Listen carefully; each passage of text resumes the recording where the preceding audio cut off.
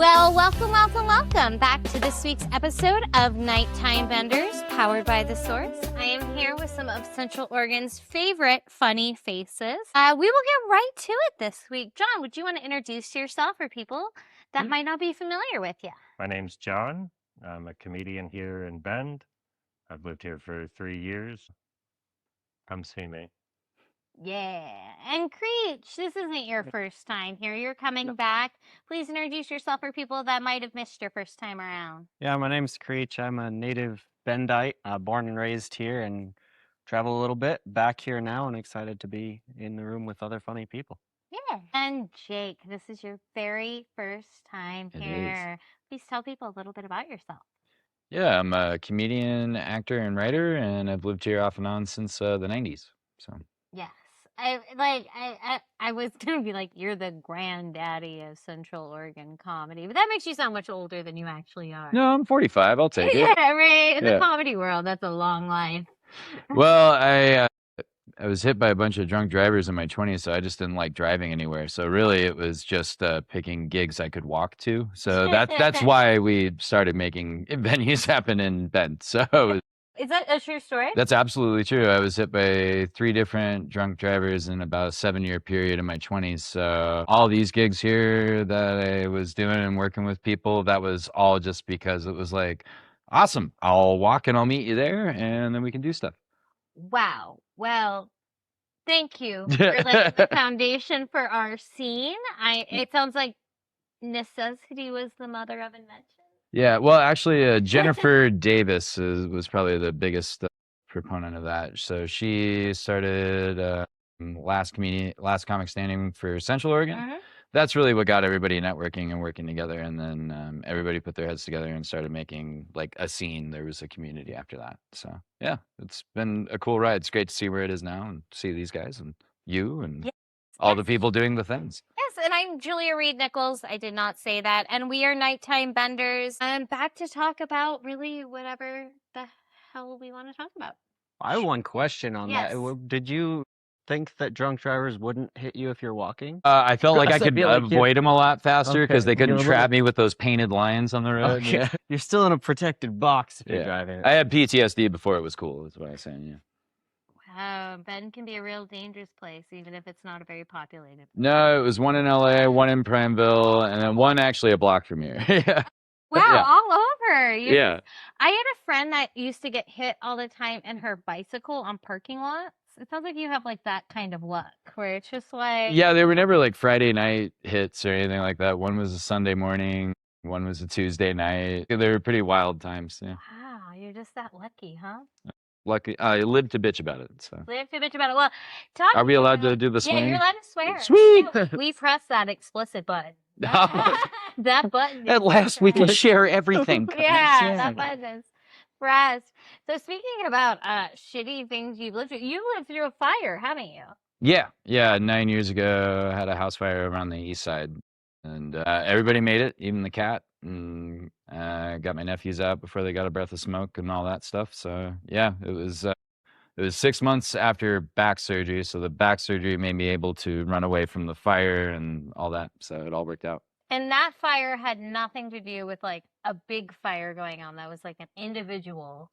Yeah, that was it was like day after Thanksgiving. It was a furnace malfunction, so it was under warranty and. Even a greased turkey the day after Thanksgiving. No, none of the usual stuff. Furnace malfunction. I'm still an insomniac. I smelled burning plastic. Checked the garage, saw like a little fire. We did everything right, hit it with fire extinguishers, but because the cords from the furnace got in there, it made it a chemical fire. So even though we did everything right, according to the fire department, it just made it bigger. And then there was a bunch of tile tools, which a lot of them are magnesium. So that just Wow. went very, very quickly. Yeah. So you do a class, right? What's it called? How to survive a fire. So I'm working with the Rotary Club coming up here soon, mid-August, and going to be getting more free classes. Just there's tons of information on how to prevent and be prepared. There's really not a lot of information about what happens afterwards. Like I didn't even know Red Cross responds to individual crisis after that. I thought it was just like national scale stuff. So there's things like that that reach out, and so just especially with people at risk now, let them know there's good things that can help, and how to be a good friend to somebody going through it if somebody close to you goes through that. Okay, so we're in fire season. What are the top tips to keep us safe? Fireworks are stupid, however pretty. Don't start fire. Yeah. Please, right up the top.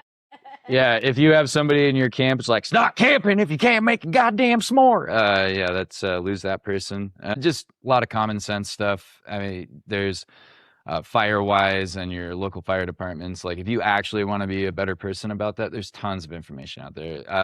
Unfortunately, white people are going to have to do their own landscaping, I think, to prevent a lot of the fires in this area. So yeah, that's a big thing, right? Like cutting your trees 6 feet off the ground and keeping like a perimeter around your house and your property and all that stuff.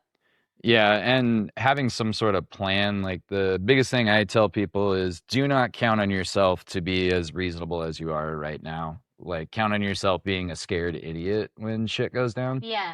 And that will make a lot more sense for you. Like, I am on the road a lot, so I'm already packed. Like, the last time I had an evacuation notice a few months ago, like, literally all I had to do was grab a suit because I was officiating a wedding the next week. You're like, well, It was can't like, miss the wedding. yeah, gotta keep my fancies. So that's all really good advice, but in your case, isn't it like don't buy GE? Like that was the GE problem. is a fine American company. I have no idea what the fuck you're on. Did they Creach. Yeah. replace your house? That's what I want to know. None of those tips would have saved me. No, and honestly, with just some of my weird stories right there, you can be prepared and do everything right, and weird shit still happens. So, it's that's kind of a doomsday approach that I just well, no, pissed we're on in you. fire season. It's Yeah. on everybody's mind. I mean, much of the state is burning right now.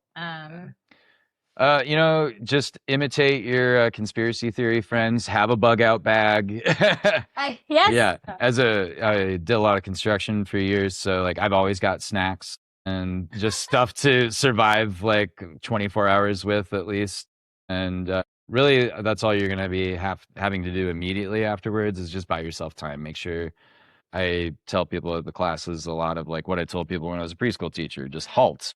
Like, Yeah. hungry, angry, lonely, tired. Plan for those things. Like, Yeah. make sure you have a way to sleep, clothe yourself, brush your teeth. all I that. found out me and my husband aren't good at evacuating because we weren't on level 1, but we were next to a level 1. So we're like, oh, we're going to like pre-evacuate to my parents' house. We put all of our documents in like a thing and like we pack up all of our stuff. We get to my parents' house and we left all that shit back at our house. Oh, no. I just got my social security card replaced like 3 years ago from this. It's been a ride. It was like, we're not good at this, but they've downgraded near our house. Now we're back at our house, and I don't know.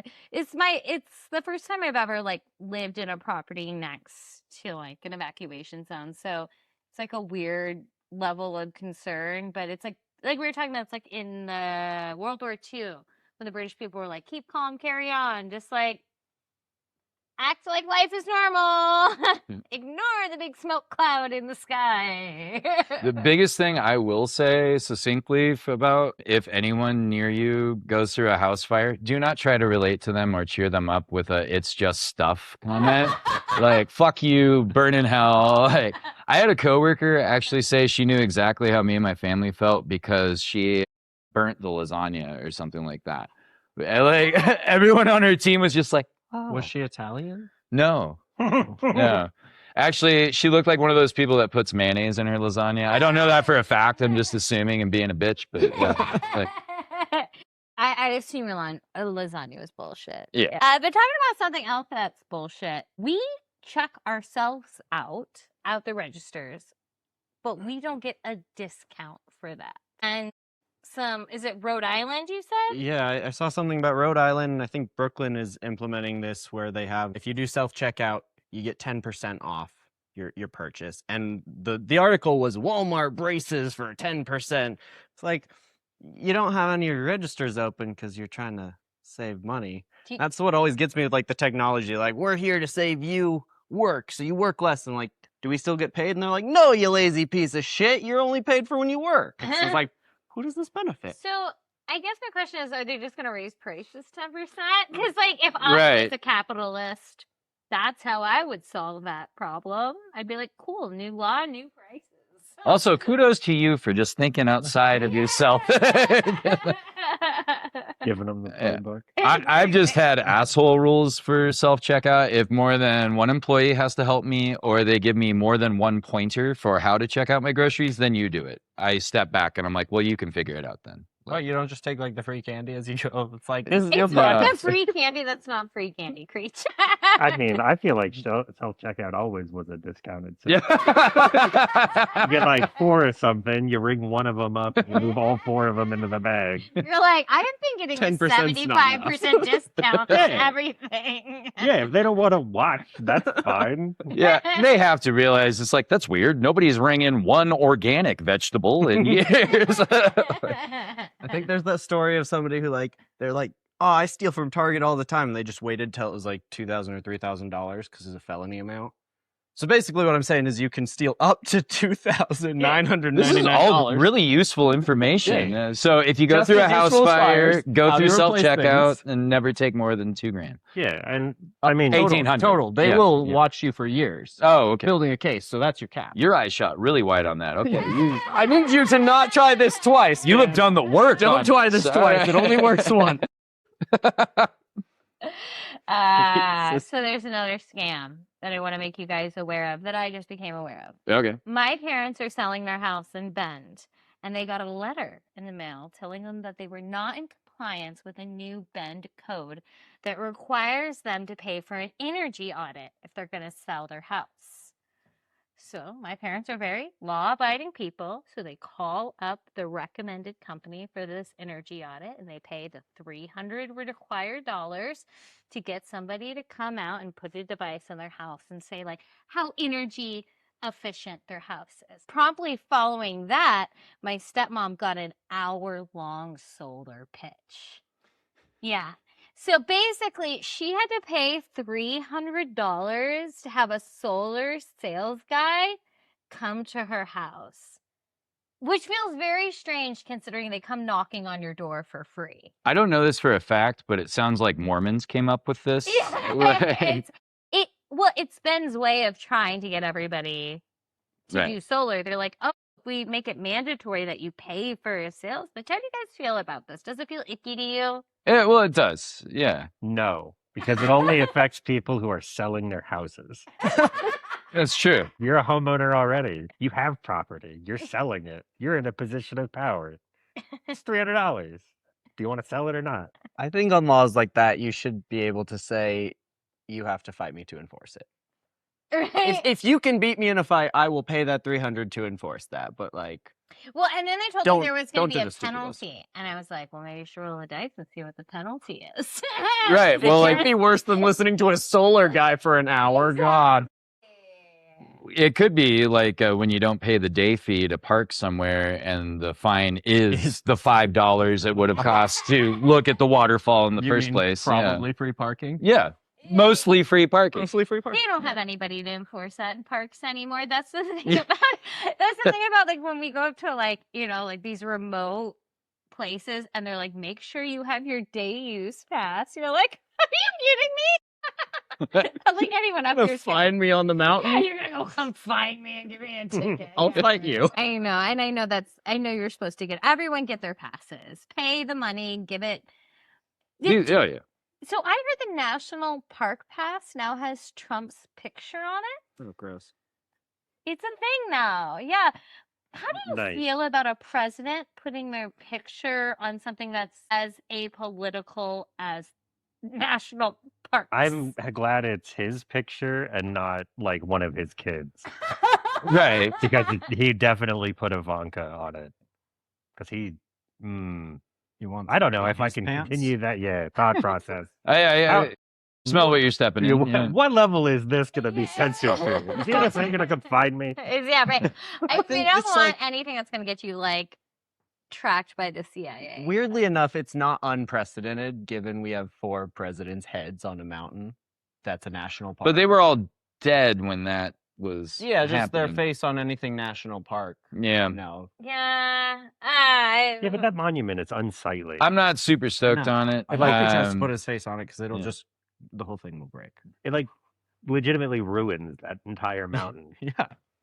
Which also was just ruined in the first place. It was sacred ground for the indigenous. So Yeah, that's before what that, that's what yeah. I'm saying. It's like both in the visual aspect and then in the like actual doing the process of building it and everything. Well, and It's like also multiple violations on top of itself. my number one gripe about acting jobs is I don't like looking at myself. So like I can't imagine somebody carving my face into something and just being like, I'm not crazy about it. That's a big probably not nose. what they look like. That's like Yeah. airbrushed, you know? Right? Yeah, like they were probably they have like dimples and pores and all kinds of shit.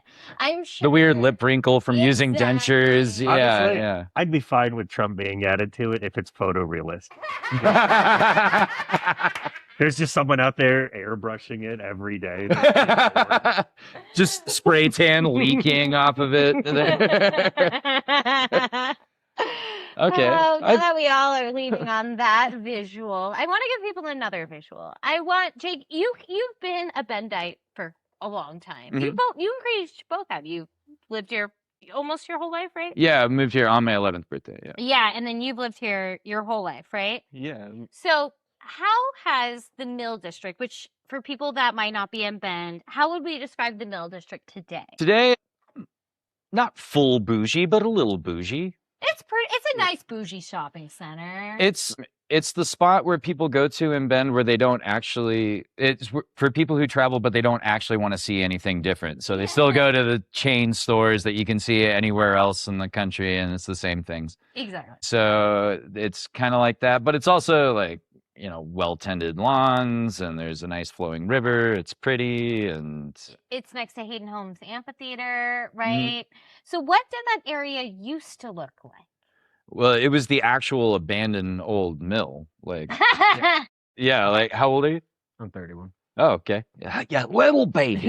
I don't remember the mill itself. I just remember the deserty Bend. This was the rich side still. Well, because fun fact, kids, they actually found Clark Gable's time slot cards when they revamped it. So Clark Gable used to do mill work and then save up enough money to go spend the winters down in LA and look for acting work. So that's it keeps moving around, but it's on display somewhere. So that's a fun fact. But like in high school, it was like the place you'd like dare each other to go into the building, or photography class. We'd go there a bunch, take pictures of bats, and like what's now REI used to be submerged in like right before they turned it into the old mill shopping area. They did a haunted house there. It was badass. Totally. It sounds badass, yeah. There was logs jammed left over. It looked like the mill shut down midday and everybody just left their workstation.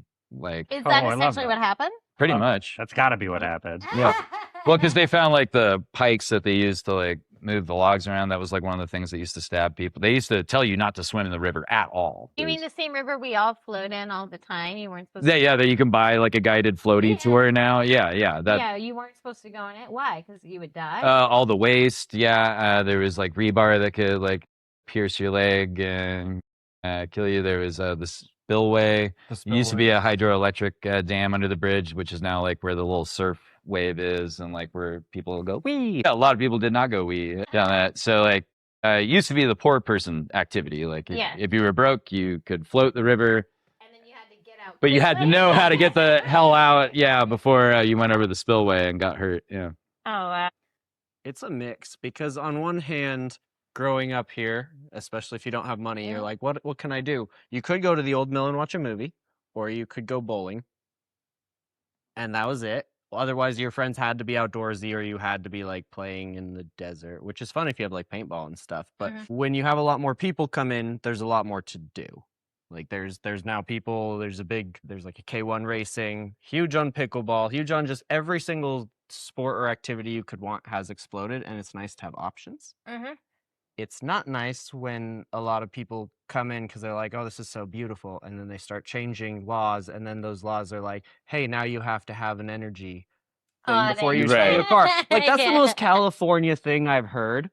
And I don't know if you know this, but if you're born here, you just inherently, you don't like the Californians for that reason. Not racist, but California's California. It comes with a Yeah. stigma. It has a stigma. I understand. My husband does not tell people he's from California. After 10 years, we forgive you, though. I'll give you That was kind of the rule, though, 10 years. because we moved here from California. I forgive you. By the 7th winter, people were like, "You are now. I dubbed the. You have complained about cinder Oregonian. dust you ruining go. your car's paint job enough. You're fine." But it's wild. What's great to see actual culture, because like I saw Jimmy World at Hayden Amphitheater not that long I ago. do too. Yeah, We did the same concert. Yeah, it was a great show. But I was laughing my ass off because me and my friends used to throw punk shows at what is now Silver Moon. And like we had an underage dance club there, and the cops were there every night as soon as the doors opened. And like they literally had nothing else to do, and we had nothing else to do. So it was a great education in like how to run a business, how to actually liaison between. It was like an actual underage dance club where you Yeah. played like DJ music and we're like, no booze. Yeah. Underground Treehouse is what it was. It started out in a warehouse off of First Street, and then we grew up and we went to where Silver Moon is now. And So can I ask where the money is in a nightclub that doesn't sell alcohol? the money came from featured acts. We were also 17 and lived there, so not really enterprising entrepreneurs. Yeah. It was more like, hey, we can afford to get our own rock stars this week, No, but it's a legitimate question. People are drinking less. So we and- did refreshments. Yeah, like adult refreshments. People are drinking less, which is affecting the way producers are able to produce, right? So we've been thinking about this a lot with the festivals, because even though our attendance numbers are going up, our bar sale numbers are like consistently going down at all of our festivals, because like I never have more than one drink when I go out anymore. If I have one drink, I'm very sober curious. Jake, you're completely sober. Not completely. well. Yeah. You can't have all my injuries that I've accrued and say goodbye to weed fully. Alcohol free, I should say. Yeah. Still coin worthy for 3 years. Yeah. That's So funny. I do like my souvenirs. I'm like, I worked hard enough. Right, Yeah. but it's pretty common these days for people. Are you? Very much. You guys both drink, right? Yeah, I think it's price based. Yeah, it's 100% that. Like if Silver Moon has $4 beers, I'll buy $4 beers. Yeah. You have a $7.50 beer, like maybe one. Or if you're at Hayden Homes, what's it, like 18? 16 bucks for a White Claw or something? Yeah, I'm not gonna buy any of that. I'm gonna pregame. I'm just gonna get shit-faced ahead of time.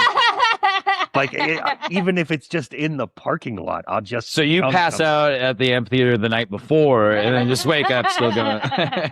It's fiscally irresponsible to get a drink at these places. And it's not shocking. Like you said, for a pint on Mondays, $4, I could get 5 of those for one drink at Hayden Homes. And then we have the beer carts that are like, oh, look, we have beer, and then we outsource the food to other people. Mhm. We're all going to be overpriced. But it's Why white is people drinking beer, going so it's down? really all the backstory that you're Yeah. paying for. Is Yeah. nobody told me that I could express myself through malt. But the $18 doesn't get me as drunk as a bunch of $4 beers. Like, if it got me more drunk, that's a thing. if it was But, like like, a more alcoholic If you beer, can yeah. handle weed or edibles, it's like, man, for $6, I can have 100 milligrams, depending on how much. But you based take. on That's that like logic, 5 to 10 different nights out that I don't, and I can drink a soda from a bar because I can be like, I don't drink, and they're like, oh, are you driving? Cool, here's a free soda. But based on your That's what- efficiency math, though, it sounds like you're an LSD person in a beer world. Oh, Like, not an LSD at all. Oh, you know that for a fact? One bad experience. It was. because based on your hair, you look like me after I look- LSD. Yeah, I know. Not one bad experience. One bad. It was a very bad experience. You need so- like 3 bad experiences. Find anything. need to do that I like again. that. It was like 17 hours of too long. Oh, it sounds like you did it wrong. I absolutely did it. 100%. I I'm haven't done aware. LSD. I wouldn't completely write it off in the right situation, but I've made it to 40. So you get to the point where you're like, maybe I don't need to add more drugs to my system. I haven't tried. Right. Yeah. But 17 hours from what I hear is more than it's supposed to be. Probably. Not by I've had much, one really. experience. It It's a dep- time commitment. It Yeah. depends on your dosing and how you're doing it. Like, I got dosed with a whole vial Sorry, at a Mom. party, and I was high for about 30 hours. yeah, way too much. Yeah, that's an Like- obscene amount. Yeah. I think if you took one hit, a hit and a half, you're looking at like an 8-hour experience. Right. And that would be like realistically kind of the most pleasant vibes you'll have outside of your body, as long as you don't do, there's just like a couple things you shouldn't do. Like, don't look at your poop. It's just one of those things. It's like if you have to take a shit, take a shit. I want to hear the story about you looking at your poop on LSD, though. I haven't. I got that advice. Okay. I got that advice. Right, I had to take a shit. I was like 6 hours in. I was tripping really hard. And like in my mind's, like in my internal voice, it was like, don't look at your poop. I was like, yeah, that's probably a good idea. Oh, so inner John gave John No. advice. The people who were introducing me told me, like, there's just a couple of things. Like, that's one of Set them. and setting, man. Yeah. Set and I would setting. say mushrooms show you how your soul works. Like you'll kind of gravitate towards things that are, touch your soul, and then acid shows you how your brain works. Like, Yeah. Yeah. Acid's a very inside drug for me. Mushrooms is a very outside drug. Mushrooms is like, go out and be in nature. Be in nature. breathe. Yeah. Yeah. And acid is like, I want to draw. I want to watch cartoons. I want to just experience different forms of media and make it. Like, oh man, creating music on acid is as good as it gets. Are you even a musician? Yeah. You are? What do you play? I played trumpet for 13 years. I played drums. It's, What kind of music do you make on acid? I mean, primarily what I was doing was using the electronic drum kit that I had. And then I also had a keyboard set up. And then I would just use the like demo tracks to let my friend play out music while we were tripping together. And then I'd play the drums. And like legitimately is one of those things of there's something like fundamental that shifts when people are collaborating on art on acid. Oh, yeah. You just kind of melt into it. And it's such a serene experience. And it's so positively beneficial for like just your state of mind. Wow, you're really selling me on this. You should Next nighttime vendors. Yeah. It's gonna be a 17-hour episode. Okay, well, we'll talk offline, John. We'll talk offline. But I also had the pleasure of sitting down with a great comedian that's going to be coming to Bend, Eeland Stribling. He is not only a stand-up, he's also a fisherman. So he's going to find himself enjoying some water time while he's here in Bend. And I'd love for you guys to listen to that conversation now. I love the painting behind you. That's beautiful. Thank you. I got it in Dominican Republic. Got it in DR last year. So it's, That one of my is favorites. fantastic. My grandfather was Yeah. a jazz musician, so I'm kind of drawn to anything jazzy. Yeah. Yeah, very cool. I wish I knew how to play the saxophone. That's like my dream. Yeah, it's a sexy instrument. I mean, it got Bill Clinton Yes. elected. Yeah. Very true. So- It did. It literally, it's the only thing, like I'm a child of the 90s. It's the only thing I remember about that man. Well, not the only thing I remember about Not that the man. only thing. One of the main things. Yeah. But welcome to the podcast, Eeland. Thank Thank you you. so much for joining me. Yeah. Can you introduce yourself for people that might not be familiar with you and your work? Yeah, my name is Eeland Stribling. I am a stand-up comedian here in New York City. And I used to be a middle school teacher. I used to be a wildlife biologist. I used to rescue bears. I am a fly fishing guide when I have time. And what else about me? I really need a haircut, and I love chocolate chip cookies. I like when people bring me chocolate chip cookies to shows. Well, there was a lot of information in there. I think the most useful is that you like chocolate chip cookies. Yes. But you live in New York City. Why do you choose to make New York City your base for comedy? Just because it's where if you want to be a great comedian, if you are a great comedian to keep your chops, you can do so many shows in a night and, be on stage with some of the best comedians alive working. So it's just a place where you like not become a great comedian, but you learn the patterns and the rules and all the stuff. So it's like the mecca of comedy. Can you tell us your comedy origin story? Do you remember your first time at the mic? Yeah, my first time I was in college and there was like a music open mic. And so I did I went to this music open mic and I asked him if I could do stand up. And the guy was like, "Are you sure?" And I said, "Yes." And he said, "Okay." And he was like, "Just sign up on the paper." And I signed up on the paper and I did about 10 minutes of stand up, which was way too long for my first time, to a bunch of people who were just listening to music. And I really don't think anyone was listening, but when I left, one girl like grabbed my arm and she was like, "That was really good." And I was like, "You couldn't even hear me because people were talking so loud." And then the next night I went to an actual like comedy open mic and I signed up and they called my name and I just went up there and did my jokes and got off stage and I was like, that was the coolest thing I've ever done. Like my heart was fluttering and I had like goose, but like it was the coolest thing I've ever done. So Yeah, no, I yeah. understand that. It's quite the thrill, being Yes. in control of the audience. It was very, very exciting. And not that I blacked out, but I definitely like when I was done with it was like, what just happened? And then I was Hmm. like, well, I'm gonna be doing that forever. So You're like sold. yep. We've talked to several people that used to be teachers and are now comedians. Do you think hmm there's any crossover in those two career fields? I was just thinking about that. I think it is essentially the same job.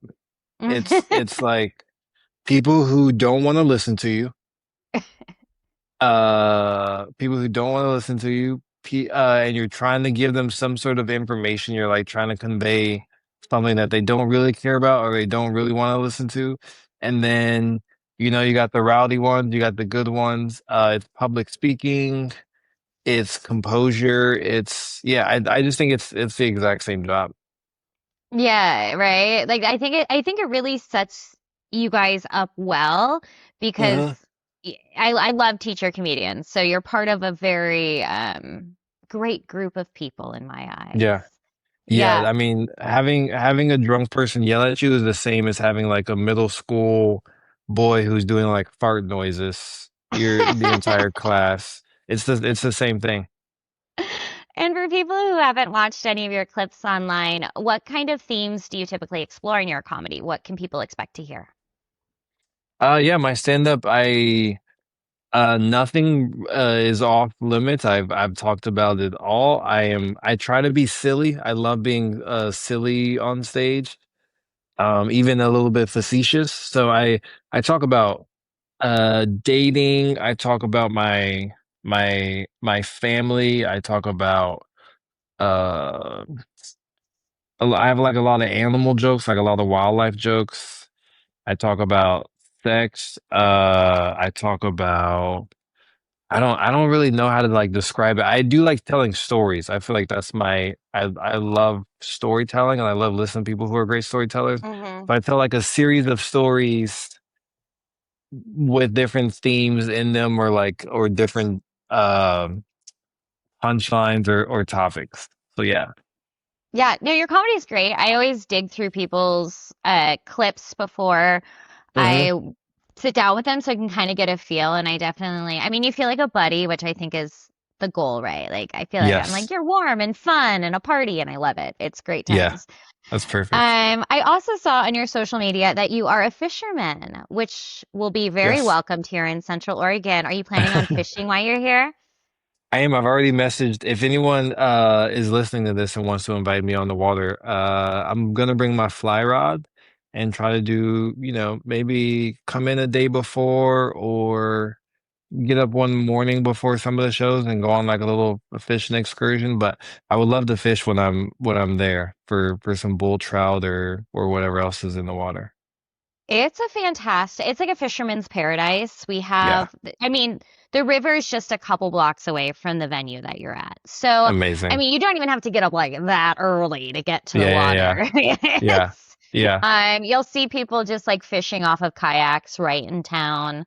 Um, it's an outdoor person's paradise. What do you love about fishing? Kind of the same thing I love about stand up. It's like my favorite thing. My favorite thing to do. It like clears my mind. I get to like go at my own pace. I get to kind of do what I want selfishly. So it's the same thing. It's just like nothingness. It's like being real chill and taking my mind off of anything else, everything else. So yeah, I like fishing with people. I like fishing by myself. I like being on the water. And I used to be a biologist. My name Eeland actually means largest African antelope. So I've always like loved the nature and stuff. So it's it's perfect. Yeah, we also have, I don't know if you've done fishing at high altitude lakes, but we have those here and Nice. I mean, it's just like being in Switzerland. It is Yeah. fantastic. It's Yeah. beautiful. So I think you'll particularly out of all the comics, some people are like, I don't like the outdoors. And I'm like, you're gonna have a rough time in Bend, guys. Yeah. No, I was like part of the reason I'm like, of course I'm so excited for the shows, but I've heard just I've heard such great things about being in Bend, and I used to go to Mount Hood every summer when I was Mm, younger to go yeah. snowboarding. Oh, yeah. And so it's just I really like Oregon, so it'll be fun. Good. Is this your first time performing in Oregon, or have you been here before? I performed in Portland, Hmm. but that's it. So this is my first time outside of Portland, the Yeah. big city. Yeah. Portland's definitely a different vibe than Central Hmm. Oregon. It's like city mouse, country mouse. Yeah. I mean, our whole town is 100,000 people, like in the whole, which is not big by city Yeah. standards. Yeah. So, yeah, it So has its own little culture. I love that. So everyone's gonna come out to the shows then. Yeah, they should. They should definitely come I out to love your that. shows. Yeah. If people want to see where you're performing, where is the best place for them to connect with you online and all that good jazz? If they want to see where I'm performing, I think my website, I'll have the dates of each show that I'm on. And then my YouTube is Eeland Stribling, just my first name, my last name, and then my Instagram is just my first name, my last name. And I post my show dates like 2 or 3 times a week, on the story on the gram and stuff, so you can always see where I'm at next. Yeah, you're definitely staying busy. I was like, wow, this kid gets around for sure. Yeah, Um, I'm excited. I'm going on like a kind of a fish tour in August. I'm going to Bozeman, Key West, Salt Lake City, and then finally Bend. So it'll be like a very 4 fishy weekends in a row where that I'm gonna is, be I mean, Key West is fishing and just doing next. comedy. Key West is next level. I'm a scuba diver, Okay. and the Yes. water in Key West is just next level, and the things in the Yeah. water. Yes. Oh It's my gosh, beautiful. have so much fun, and then come I'm to excited. Bend and tell us how amazing we are because we're a really great fishing destination as well. I can't wait. Yeah. Well, thank you so much. Is there anything else you'd like to share with the podcast listeners before you go today? No, just have fun, burn down any data AI centers. Uh and yeah, if you do come to the show, I would love some chocolate chip cookies. Bring me some chocolate chip cookies. That would make my heart melt. So thank you. Oh my gosh, I bet you're gonna get plates of them now. I hope so. Yeah, small town hospitality. Well, thank you so much, Eeland. I appreciate you taking the time. Well, that was Eeland. I had such a good time chatting with him. Check out his social medias if you want to find out where he's going to be when he's here in Bend or what other shows he has coming up all over the nation. But we have some other great shows coming up right here in Bend this week. We have Nathan Hart coming to Silver Moon, which I met him the first time at your show. Oh, out at Legend Cider and Pine. Yeah. Nathan Hart's great. So he's going to be He's at one of my Silver favorites. Moon on July 31st, which seems to be the big show of the weekend. There's also a lot of mics if people want to get on mics. There's the Monday mic at Silver Moon. Is anybody going to that one?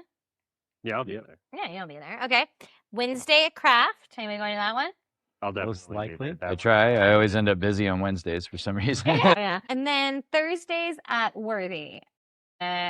Which is a great mic, and I would love to get out to a mic this week because I have been working on a bidet joke. Ooh. It's so I don't normally do toilet humor, right? That's not my jive, right? So I was like, but I'm a classy bitch, and I bought a bidet this week. Okay. And let me tell you, that thing has been inspiration since the moment I got it. Really? Yes! It sounds like you Really? just became a classy bitch. Nice. Writer's block defeated by the bidet. Oh, the bidet is amazing. I was like telling my husband, I was like, it's like the dirtiest person you ever dated in your 20s, right? It just like licks you front to back. It's just like You have heated water, or heated water, and it even blows you at the end. you got a Now you have my attention. you got a fucking fancy. All right. Mine's just cold water. I think it's great because it makes the end of toilet experience pretty quick. It's like, oh yeah, that's brisk. Dry that off and be done. Sounds awful in winter. It's just, No, it's fine. It doesn't do that. No, mine That was the wrong hand, Jess. Jesus. do that. That's a price band difference. Mine was $60. Jesus, can you pour a cocktail in there and boof it? It lights up and it has like party blue lighting, and then So you got the Bellagio fountain for your asshole. She has a Japanese toilet. It's Yeah. like standard in every Japanese It's house. They want all of fantastic. these settings. Okay. yeah. Do you have a name for this device? No, but we should come up with one because it deserves a name. It deserves to stand up. But yeah, so I really have some jokes I want to try out this. So that's where I'm going. with Okay. this. I've had a lot of inspiration. Can you call it Clarice so that way you can justify the like noise? Totally botched that, but yeah. I know we got it. It's All right. You know. We're getting it. We're getting it. Edit Yeah, it. yeah. Bring it in. Post. With that, is there anything else? We'll start with you, Jake. Where can people find you? Is there anything else you want to share before we leave the podcast today? Jake Woodmansee on almost all social media. There is another Jake Woodmansee from Bend, Oregon. He's a nice young man. Please don't bother him about my Does stuff. he really? There's another Jake Woodmansee? I met him in the hospital. Yeah. He's a very nice young man. Oh, sweet. I went to college with a girl 2 years younger than me, enrolled in the same program, Julia Reed Nichols. No kidding. Yeah, it happens. Wild. Wild. Yeah. right? Yeah, his mom's also named Lori. He's also got a sister named Jess. His dad's named Ron. My step-grandfather's name is Ron. That's where we got the name. Yeah, wild. But, yeah. Not that Jake Woodmansee, no. the other one. So if you're on Insta, Woodmansee Jake. But, yeah, I got a bunch of stuff coming up all around the Northwest. So please, yeah, let's have laughs and do stuff together. It'll be fun. Laughs. And where can people find you, Creach? On Creach Comedy on Instagram.